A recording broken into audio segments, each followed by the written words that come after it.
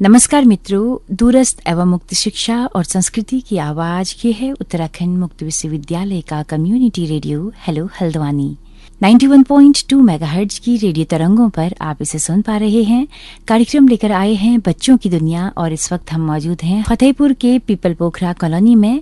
Hello Haldwani children's club Peepal Pokhra के बच्चे इस वक्त हमारे साथ मौजूद हैं, जो कि महान उपन्यास सम्राट मुंशी प्रेमचंद की जयंती को, जन्मदिवस को मनाने के लिए यहाँ पर इकट्ठा हुए हैं। आज हम मुंशी प्रेमचंद की बहुत सुंदर कहानी दो बैलों की कथा का पाठ करेंगे। सभी बच्चों का स्वागत करते हैं। मैं उनका परिचय अगर देना चाहूँ तो मेरे ठीक दाहिने हाथ की तरफ बैठी हैं दिया मेहरा, जो कि Arden public school APS school में 4th क्लास के स्टूडेंट हैं। दिया, आपका बहुत बहुत स्वागत है इस कार्यक्रम में। Thank you. उनके ठीक बगल में बैठी हैं यात्रा भास्कर, जो कि बिरला स्कूल में 4th क्लास में पढ़ती हैं। यात्रा, आपका भी बहुत बहुत स्वागत है। Thank you. मेरे ठीक सामने बैठी हैं लावण्या मर्तोलिया लवी, जो कि सरस्वती एकेडमी में 4th क्लास में पढ़ती हैं। लवी, आपका भी बहुत बहुत स्वागत है। Thank you. उनके बगल में बैठे हैं पूजन रावत, जिनको हम घर पे आयु कहते हैं। आयु DAV स्कूल में 4th क्लास में पढ़ते हैं। आयु, आपका भी बहुत बहुत स्वागत है। Thank you. देखो, सारे बच्चे 4th क्लास के हैं और अभी बहुत कम बच्चे हमारे साथ जुड़े हैं, क्योंकि अभी बाहर बारिश हो रही है, तो बहुत सारे बच्चों ने अभी आना था। अभी लक्षिता है, आयुषी है, तो एक और बच्ची हमारे साथ जुड़ गई है, आयुषी पंत हमारे साथ हैं। और इत्तेफाक है कि वो भी 4th क्लास में पढ़ती हैं और आप पढ़ती हैं हेरिटेज स्कूल में। आयुषी, आपका बहुत बहुत वेलकम है इस प्रोग्राम में आज के। Thank you. और हमारे साथ एक बहुत ही नन्ही बच्ची भी जुड़ी है, उनका नाम है आवृत्ति उप्रेती। आप LKG में पढ़ती हैं स्वास्थ्य स्कूल में। आवृत्ति, जिन्हें हम घर में अंतरा कहते हैं। अंतरा, आपका भी बहुत बहुत स्वागत है। Thank you. देखो, सबसे छोटी बच्ची है और सबसे तेज आवाज में इन्होंने थैंक यू बोला है। आप सबको इनसे कुछ सीखना चाहिए। आवृत्ति, आज हम यहाँ पे क्या करने वाले हैं? कहानी पढ़ने वाले हैं। क्या बात है। हम किसकी कहानी पढ़ेंगे आज? किसकी कहानी पढ़ेंगे? प्रेमचंद की। प्रेमचंद। आज प्रेमचंद जी का क्या है? बर्थडे। प्रेमचंद बहुत बड़े आदमी थे। उन्होंने हमारे समाज को, हम सबको, हमें बहुत प्यारी प्यारी कहानियां दी हैं। ओके, तो आज हम उन कहानियों में से एक कहानी पढ़ेंगे जिसका नाम है दो बैलों की कथा। अच्छा, आप सब बताओ कि आपने बैल देखे हैं? आयु, आपने बैल देखे हैं? कहाँ देखे हैं? गाँव में। गाँव में देखे हैं। Very good. लवी, आपने बैल देखे हैं? दूध वालों के वहाँ देखे हैं और बाजार में देखे हैं। यात्रा, आपने कहाँ देखे हैं? मैंने रोड में देखे और गांव में देखे। आपने दिया? मैंने भी गांव में देखे हैं और रोड में घूमते हुए देखे हैं। और आयुषी, आपने? मैंने भी रोड में और गांव में। तो आपने कभी उनको छुआ, कभी उनको मालिश की, कभी उनको प्यार किया?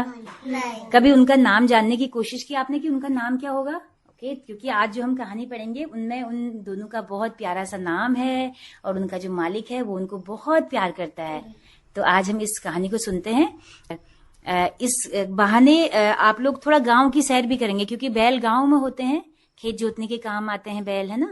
तो गांव, जब हम बैलों की कहानी सुनेंगे तो हम गांव को भी जानेंगे। आप सब लोग अपने अपने गांव गए होंगे, तो आप सबको अपने गांव की याद जरूर आएगी। तो बच्चों, आप सब लोग तैयार हो आज प्रेमचंद जयंती मनाने के लिए? क्या आप लोग जानते हैं कि प्रेमचंद कौन थे?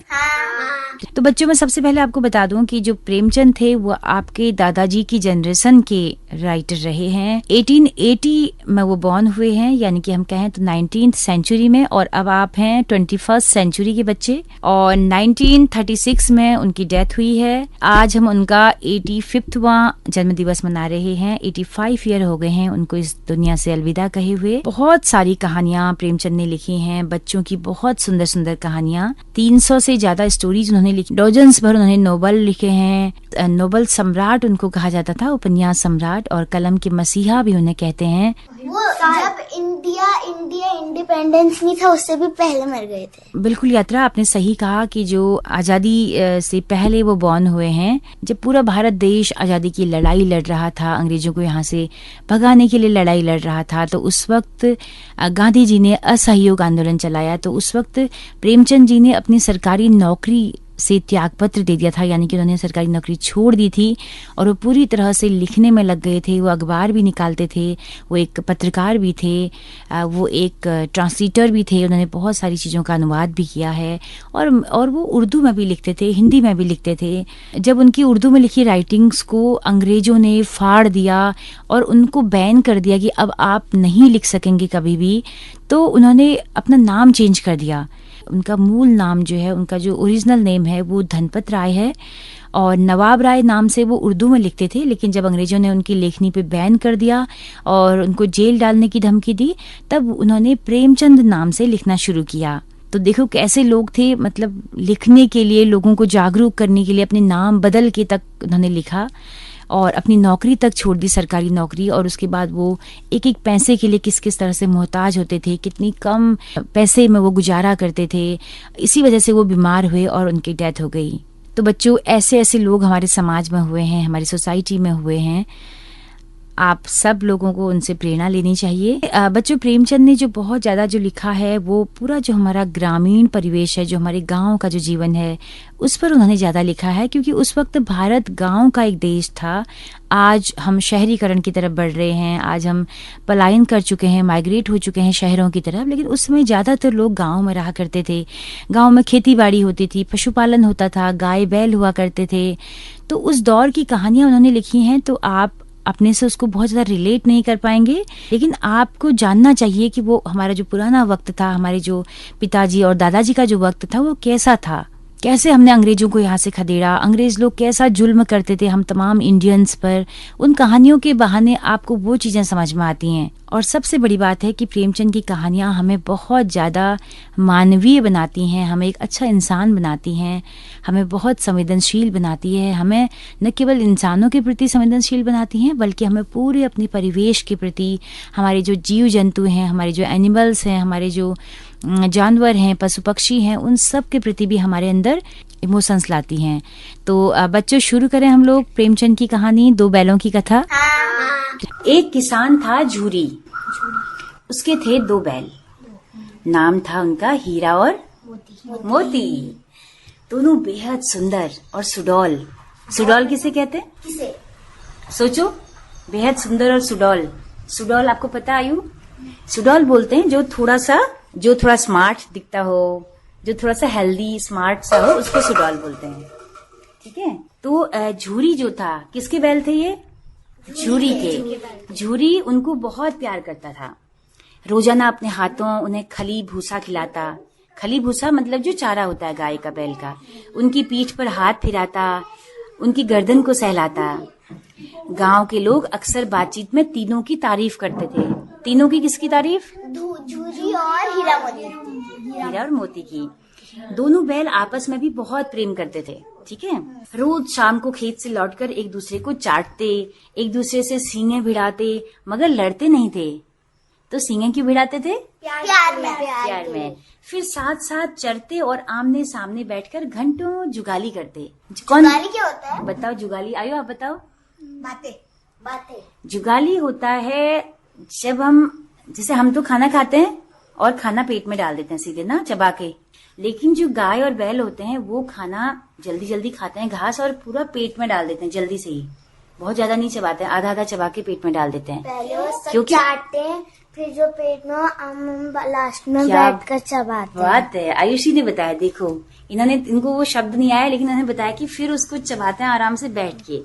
तो ऐसा होता है कि बैल ग्वाला जाते हैं चरने के लिए, ठीक है, या फिर उनको घास भी अगर डाल दी हमने घर पे, तो वो जल्दी जल्दी घास खा लेते हैं, और उसके बाद आराम से जब उनको फुर्सत होती है, आराम से बैठ के वो उस घास को फिर से मुंह में लाके उसको चबाते हैं। बहुत वो उनका तंत्र ऐसा बना है बेटा, उनका जो सिस्टम है, डाइजेस्टिव सिस्टम, वो वैसा ही बना हुआ है। तो उसको कहते हैं जुगाली करना। तो जुगाली करना एक मुहावरा भी है, इडियम भी है। क्या है? जब कोई आदमी कुछ, जैसे क्योंकि उसको फुर्सत होती है तो तब वो जुगाली करता है ना, बैल। तो ये मुहावरा है कि जब जैसे कोई काम नहीं होता और खाली गप्पे मारते रहता है, तो उसको कहते हैं कि बड़ा जुगाली कर रहा है। ठीक है। हाँ। तो वो क्या करते थे कि आपस में घंटों बैठकर जुगाली करते थे। एक बार झूरी का साला, जिसका नाम था गया। साला किसे कहते हैं? बताओ, जल्दी बताओ, साला किसे कहते हैं? बेटा रिलेशंस होते हैं ना, mother, father, sister, brother, grandpa, granny. हाँ बताओ आयुषी, साला किसे कहते हैं? भाई। किसके भाई को? वेरी गुड आयुषी, बहुत समझदार बच्ची, हमारी बहुत दुनियादार बच्ची है। आपकी मम्मी का जो भाई होगा वो आपके पापा का साला होगा। जैसे हमारे मामा हो गए तो पापा जैसे का साला होगा। हाँ। मेरी मौसी पापा की साली है। हाँ। तो झूरी का साला एक बार गांव में आया। ठीक है। वो हीरा मोती को ले जाने के लिए आया था। उन दोनों को उनका इस तरह किसी अनजान आदमी द्वारा ले जाया जाना समझ में नहीं आया। उनका साला गया वहां आया और झूरी ने उसके साथ दोनों बैलों को भेज दिया उसके गांव। हीरा मोती को तो मालूम नहीं था कि हम कहाँ ले जाए जा रहे हैं, है ना। तो वो गैस करते रहे सारे रास्ते भर, वो सोचते रहे कि क्या झूरी ने हमको भेज दिया है। तो दोनों ने अपनी भाषा में एक दूसरे से बात की और सोचने लगे, शायद हमें झूरी ने इस आदमी के हाथों भेज दिया है। यह बात उन्हें बहुत बुरी लगी और उन्हें बहुत दुख हुआ। उनको क्या लगा कि हमारे मालिक ने हमें भेज दिया है। वे सारे दिन खेत में इतना काम करते हैं, कभी उन्हें डंडे से मारने तक की जरूरत नहीं पड़ती। फिर झूरी भी उन्हें बहुत प्यार करता है। कभी ऐसा नहीं लगा कि वह उनसे परेशान हुआ हो, और घर में भी कोई ऐसी कमी नहीं पड़ रही थी कि उन्हें रखना भारी पड़ रहा हो। फिर ऐसा क्या हुआ होगा कि उसने हमें भेज दिया। ये पूरा दिन भर बैल जो है वो सोचते रहे। अब यह उनके लिए बहुत असहनीय हो गया था। अंडरस्टैंड? असहनीय, जो सहन नहीं कर पाएंगे। उनको बहुत परेशानी हो गई थी, वो बहुत बेचैन हो गए थे कि आखिर क्या हुआ, कि हमको क्यों भेज दिया गया। तो उन्होंने सारे रास्ते भर गया को बहुत क्या किया, परेशान किया। कभी हीरा दाएं भागता तो कभी मोती बाएं भागता। कभी चलते चलते दोनों अड़कर खड़े हो जाते। उन्होंने गया का घर पहुंचना मुश्किल कर दिया। वे सोच रहे थे, अगर हम आदमी की भाषा बोल पाते तो झूरी से जरूर पूछते कि तुमने हमें क्यों भेज दिया, है ना। क्योंकि जानवरों की तो कोई भाषा नहीं होती, वो बेजुबान होते हैं। लेकिन ऐसा नहीं है कि वो सोचते नहीं है ना। उनमें दया नहीं होती है, उनमें करुणा नहीं होती है, सब होता है, बस वो बोल नहीं पाते हैं, उसको व्यक्त नहीं कर पाते हैं। व्यक्त करने के उनके तरीके अलग होते हैं। आपने देखा होगा कई बार गाय प्यार करती है तो आपको चाटने लगती है ना। तो उनके अलग तरीके हैं अपने तमाम भावनाओं को व्यक्त करने के। रास्ते भर परेशान होने के कारण गया क्रोध में था। क्रोध किसे कहते हैं? गुस्सा। तो उसने उन दोनों को एक रस्सी से बांध दिया और सामने नाद में सूखा भूसा डाल दिया। नाद किसे कहते हैं? जहाँ पर गायों को बांधते हैं, खाना देते हैं, उस जगह को नाद कहते हैं। वहाँ क्या डाल दिया? सूखा भूसा डाल दिया। एक तो नया घर, सूखा भूसा जो होता है सूखा सा होगा, जैसे हरा वाला नहीं मिलाया उसमें, हरा घास मिक्स नहीं की उसमें। एक तो नया घर, अजनबी लोग, ऊपर से यह रूखा सूखा भूसा, दोनों से खाते न बना। जब आधी रात बीत गई और सब लोग गहरी नींद में सो गए तो दोनों ने सलाह की कि उन्हें रस्सी तोड़कर वापस घर भाग चलें। वहां चाहे जितनी भी मार पड़े, कैसे भी रहना पड़े, पर है तो वह अपना घर। अपना घर आप सबको अच्छा लगता है? जब कभी आप किसी और के घर में जाते होगे तो आपको लगता होगा कब हम अपने घर जाए ना। दोनों ने एक साथ जोर लगाकर झटका दिया और झट से रस्सी टूट गई। दोनों पूंछ उठाकर जोर से भागे और सुबह होने से पहले अपने घर पहुंच गए। देखो, उनको रास्ता याद था। जानवर को अगर हम एक बार जिस रास्ते ले जाते हैं उसको हमेशा वो रास्ता याद रहता है ना। तो अब देखो आगे सुनते हैं, ठीक है। सुबह जब झूरी उठकर बाहर आया तो उन्हें देखकर गदगद हो गया। क्या हो गया? गदगद किसे कहते हैं? हैरान। नहीं, हैरान नहीं कहते हैं, खुश। बहुत खुश, मतलब खुशी से गदगद हो गया, मतलब उसकी खुशी का ठिकाना नहीं रहा, बहुत ज्यादा खुश हो गया, ठीक है। और उन्हें उसने गले लगा लिया। सारे गांव में इस घटना की चर्चा फैल गई। बच्चे परस्पर बड़ों की भाषा में बतियाने लगे। छोटे छोटे बच्चे भी बड़ों की भाषा में कहने लगे, अरे देखो वो हीरा मोती वहाँ से भाग के अपने घर आ गए। ऐसे बैल आज के जमाने में मिलना बहुत मुश्किल है। कुछ बच्चे घरों से रोटी, गुड़, भूसी आदि ला लाकर उन्हें खिलाने लगे। देखो, गांव के बच्चे भी उनसे प्यार करते थे ना। कोई इस बात को बार बार दोहरा रहा था कि इतनी दूर अकेले कैसे चले आए। बच्चों में कानाफूसी हो रही थी, गॉसिप हो रही थी। जैसे आप लोग एक दूसरे के कान में गॉसिप करते हैं तो बच्चे भी गॉसिप करते, देखो यार कितने प्यारे बैल हैं, ऐसे बैल अगर हमारे होते यार हम कितना खुश होते। तो सारे बच्चों ने उनको कोई गुड़ लाया, कोई रोटी लाया, कोई भूसी लाया। कोई इस बात को बार बार दोहरा रहा था कि इतनी दूर अकेले कैसे चले आए। तभी झूरी की पत्नी बाहर आई। सोचो उनका क्या रिएक्शन होगा, अच्छा होगा कि बुरा होगा? उनका बुरा था। झूरी की पत्नी बाहर आई। उन दोनों को वहां देखते ही उसका पारा आसमान को चढ़ गया। पारा आसमान को चढ़ गया मतलब क्या है? हाँ, जो बोलते हैं कि उसका गुस्सा 7वें आसमान पर था, बोलते हैं ना, ये इडियम है ना। तो ये मुहावरे का अर्थ है कि बहुत ज्यादा गुस्सा होना, ठीक है। कैसे नमक हराम बैल हैं कि एक दिन भी वहां काम नहीं किया और भाग खड़े हुए। झूरी से बैलों पर यह आरोप सुनाने गया। कैसे नमक हराम बैल हैं बोल दिया ना, तो झूरी को बहुत गुस्सा आ गया। उसने कहा, नमक हराम क्यों है? चारा दाना न दिया होगा तो क्या करते? स्त्री को अपने घर के बारे में यह सुनकर बहुत क्रोध आया, क्योंकि उसका तो मायका था, उसका तो भाई था।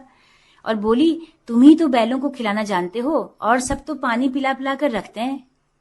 झूरी ने चिढ़ाया, चारा मिलता तो क्यों भागते?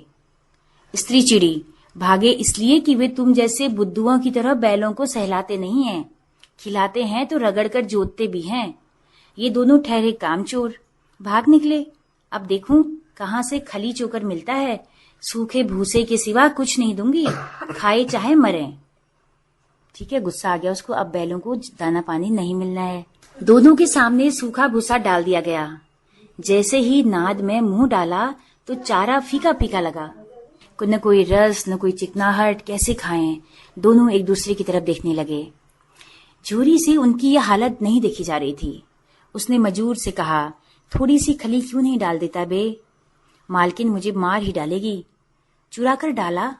ना दादा, पीछे से तुम भी उन्हीं कीसों का होगे। दूसरे दिन झूरी का साला हीरा मोती को ढूंढता हुआ आ गया। कौन आ गया? क्या नाम है झूरी के साले का? गया। क्या नाम है? गया। तो दूसरे दिन वो ढूंढते ढूंढते बैलों को वहां पहुंच गया और दोनों को फिर से ले गया। ओह, अब क्या होगा? इस बार उन्हें मोटी रस्सी से बांधा, 2-4 डंडे लगाकर कल की शरारत का मजा भी चखाया।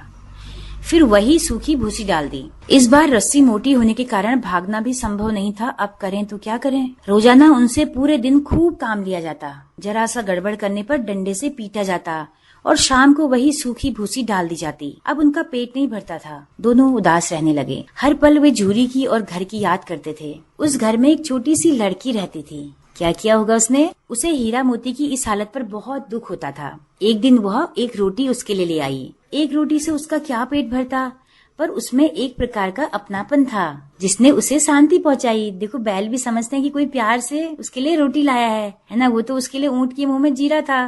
क्या था? क्या होता है ऊंट के मुंह में जीरा? उनका उतना बड़ा मुंह और जीरा उतना छोटा। तो क्या आशय है इसके कहने का? ये एक मुहावरा है। क्या कहने का आशय है? आयु बताओ। कि किसी बड़े से व्यक्ति को हम छोटी सी चीज देंगे तो उसके लिए उसका कोई वैल्यू नहीं है ना। वह लड़की भैरो की थी। उसकी माँ मर चुकी थी। भैरो उसके पिता का नाम है। उसकी माँ मर चुकी थी। सौतेली माँ मारती थी, इसलिए उन बैलों से उसे एक प्रकार की आत्मीयता हो गई थी। आत्मीयता मतलब उसको लगाव, उसका अफेक्शन, प्यार। ठीक है।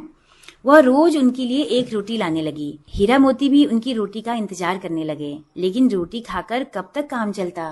रोटी तो कुछ भी नहीं थी उनके लिए, और काम तो उनसे दिन भर गया बहुत ज्यादा ले रहा था। वे दुर्बल होने लगे, मगर उनके रोम रोम में विद्रोह भरा हुआ था। दुर्बल मतलब दुर्बल, कमजोर, पतले, कमजोर। ठीक है। और विद्रोह किसे कहेंगे? गुस्सा, कि कब हम यहाँ से भाग निकलें। विद्रोह मतलब, विद्रोह बोलते रेवोल्यूशन, जिसको कहना कि तहस नहस कर देना, सब विद्रोह कर देना, कि नहीं आज मैं खाना नहीं खाऊंगी, बाहर रोड में बैठ जाना धरने पे, इसको कहते हैं विद्रोह। ठीक है। एक रात मोती ने हीरा से अपनी भाषा में कहा, भाग चलते हैं। हीरा ने चिंता जताई, इतनी मोटी रस्सी को तोड़ना अब संभव नहीं है। वे दोनों भागने की तरह तरह की योजनाएं बनाने लगे, परंतु कोई भी सफल होती नहीं दिखाई दी। अचानक घर का दरवाजा खुला और वह लड़की निकल कर आई। आते ही उसने दोनों की रस्सी खोल दी। अब उस लड़की की दशा नहीं थी। मोती ने पूछा, अब चलते क्यों नहीं? हीरा बोला, चलें तो सही, पर इस अनाथ लड़की पर आफत आ जाएगी। सहसा वह लड़की चिल्ला उठी, फूफा वाले, दोनों बैल भागे जा रहे हैं। ओ दादा, दोनों बैल भागे जा रहे हैं, जल्दी दौड़ो। तो लड़की ने क्या चालाकी चली, उसने बैल भी खोल दी और फटाफट घर वालों को भी उठा दिया, क्योंकि उसको पता था बैल तो भागेंगे तेजी से और ये घर वाले पकड़ नहीं पाएंगे, तो लोगों को मुझ पे शक भी नहीं होगा, है ना। सब लोग हड़बड़ाकर बाहर आए, देखा दोनों बैल भागे जा रहे हैं। गया ने शोर मचाया। गांव वाले कुछ लोग इधर दौड़े, मगर बैल हाथ नहीं आए। वे अंधाधुंध भागे जा रहे थे। आगे जाकर जब कोई पीछे आता नहीं दिखा तो वे थोड़ा रुके, इधर उधर देखा, लेकिन जगह पहचान में नहीं आ रही थी। हीरा ने कहा, मालूम होता है हम रास्ता भूल गए हैं, क्योंकि वो बहुत तेज दौड़ रहे थे ना, तो तेज दौड़ने के चक्कर में वो रास्ता भटक गए। दोनों को बहुत जोरों से भूख लगी थी।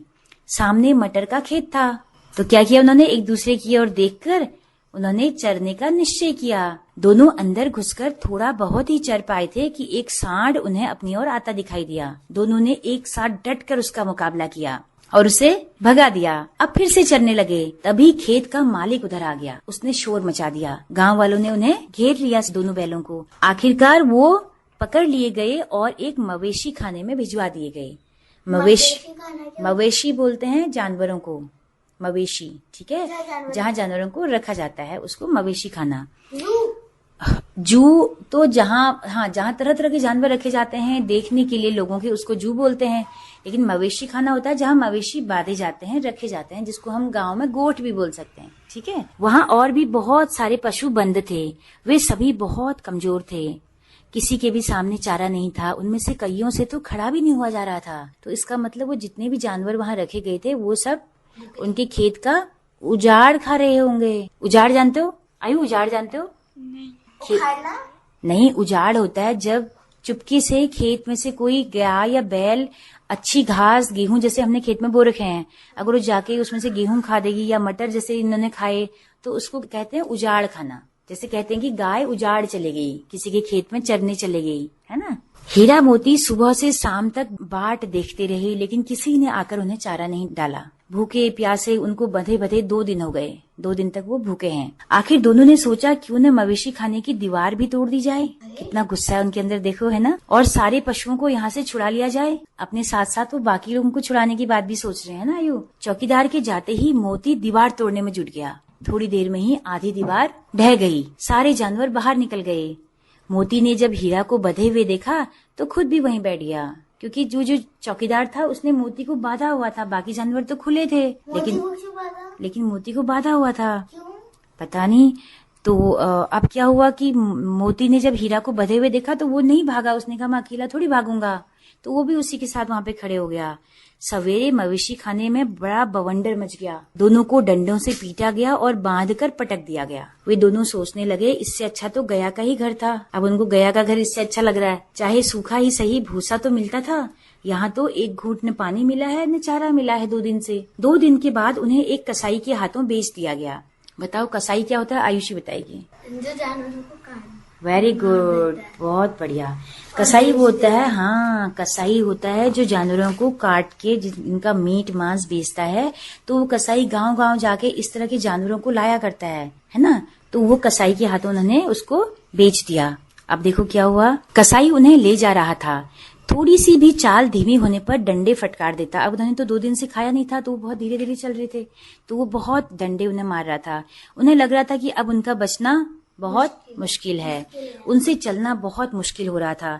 तभी रास्ते में उन्हें जगह कुछ जानी पहचानी लगी। उनको अपने झूरी के घर का रास्ता याद आ गया। वे पहचान गए कि यह उनका ही गांव है। यहाँ के सारे खेत, सारे रास्ते उनके जाने पहचाने हैं। उन्होंने आपस में इशारा किया और भाग लिए। कसाई ने बहुत पीछा किया, लेकिन पकड़ में नहीं आए। अब वे दोनों झूरी के घर के सामने खड़े थे। उन्हें देखते ही झूरी भाग कर आया और गले से लगा लिया। थोड़ी देर के बाद पीछा करता हुआ कसाई भी वहां आ पहुंचा। आते ही दोनों बैलों की रस्सियां पकड़ ली। झूरी ने कहा, ये मेरे बैल हैं। तुम्हारे बैल कैसे? मैं मवेशी खाने से खरीद कर लाया हूँ, कसाई ने कहा। झूरी बोला, मैं तो समझता हूँ चुरा कर लाए हो। चुपके से चले जाओ, मेरे बैल हैं, मैं बेचूंगा तो बिकेंगे। किसी को मेरे बैल बेचने का अधिकार नहीं है। तुम्हारे पास क्या सबूत है? थाने में जाकर रपट करूंगा। ये किसने कहा? उसने, कसाई ने। मेरे बैल हैं, इसका सबूत यह है कि मेरे द्वार पे खड़े हैं। ये किसने कहा? जूरी ने। तो अंडरस्टूड है कि अगर उनके दरवाजे पे खड़े हैं तो उनके हैं, तो इसमें पुलिस वाले, थाने वाले भी कुछ नहीं कर पाएंगे, है ना। कसाई जबरदस्ती बैलों को ले जाने के लिए आगे बढ़ा। उसी वक्त मोती ने सींग चला दिया। वह पीछे हट गया। मोती ने पीछा किया, कसाई भागा। मोती बहुत पीछे तक उसको गांव से खदेड़ कर आ गया और वो कसाई वहां खड़ा होकर धमकियां देने लगा और गाली देने लगा। और गांव के सब लोग क्या कर रहे थे? ये तमाशा देख रहे थे। हार कर कसाई वहां से चले गया। हीरा ने कहा, मैं डर रहा था कि कहीं गुस्से में आकर मार न बैठो। अगर वह मुझे पकड़ता तो मैं मार ही देता। फिर आया तो? वो कह रहे हैं कि अगर फिर आएगा तो? अगर आया तो दूर से ही खबर लूंगा। मरवा दे तो मर जाऊंगा, पर उसके काम ना आऊंगा। हमारी जान को कोई जान ही नहीं समझता। हीरा मोती क्या कह रहे हैं? हमारी जान को कोई जान ही नहीं समझता, हमें कोई समझता ही नहीं कुछ। जैसे हम भी क्या कहते हैं कि इतना क्यों मार रहे हो हमको? जानवर हैं क्या हम? तो क्या जानवरों को ज्यादा मारा जाना चाहिए? नहीं। तो हम ऐसा मुहावरा क्यों बोलते हैं? फिर नहीं बोलना चाहिए ना। हम गाली में क्या बोलते हैं? बैल कहीं का, कुत्ता कहीं का। तो जब हम सुअर कहीं का क्यों बोलते हैं?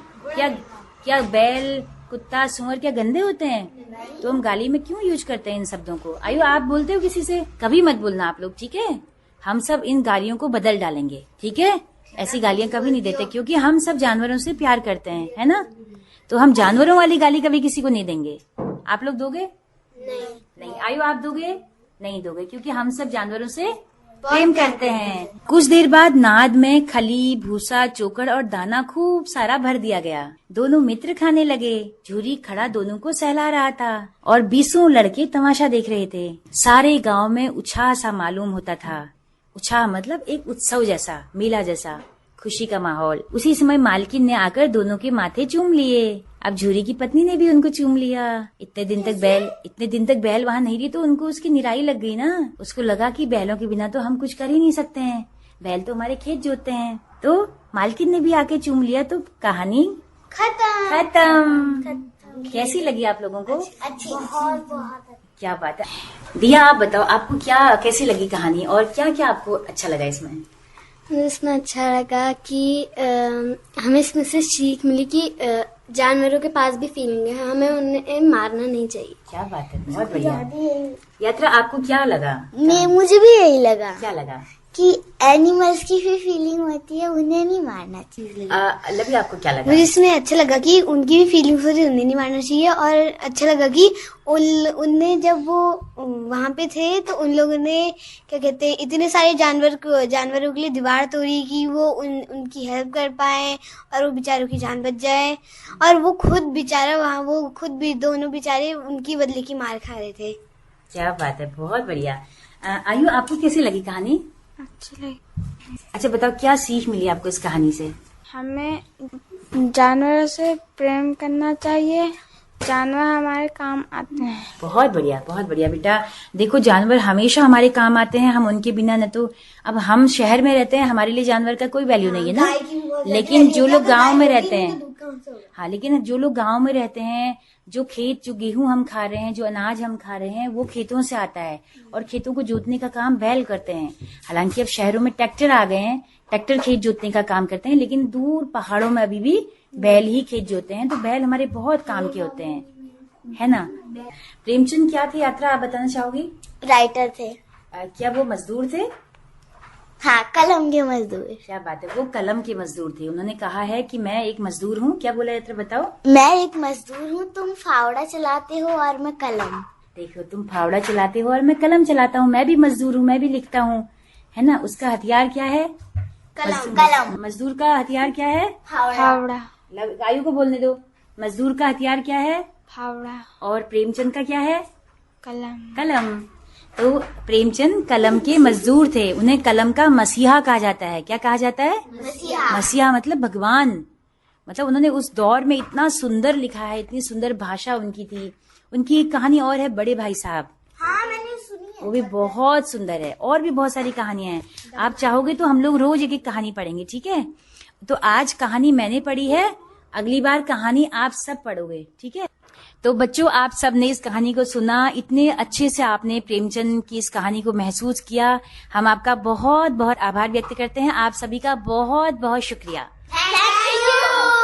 तो दोस्तों, आप सब का भी बहुत बहुत शुक्रिया इस कार्यक्रम में, इस संवाद में, इस कहानी पाठ में अंत तक हमारे साथ बने रहने के लिए। अगर ये कार्यक्रम आपको पसंद आया हो तो अपना फीडबैक हमें जरूर दीजिएगा। जैसा कि हम बताते हैं कि हमारा रेडियो एक सामुदायिक रेडियो है, एक कम्युनिटी रेडियो है, जिसकी पहुंच रेडियो में केवल हल्द्वानी शहर तक है। लेकिन अगर आप दूर दराज पहाड़ों में या देश के किसी भी हिस्से में इस रेडियो को सुनना चाहते हैं तो हमारे यूट्यूब चैनल के जरिए आप इन कार्यक्रमों को सुन सकते हैं। हमारा हेलो हल्द्वानी नाम से यूट्यूब चैनल है, फेसबुक पेज है। आपके फीडबैक का बहुत बेसब्री से हमें इंतजार रहेगा। इसी के साथ अपनी रेडियो मित्र सुनीता भास्कर को दीजिए इजाजत। नमस्कार।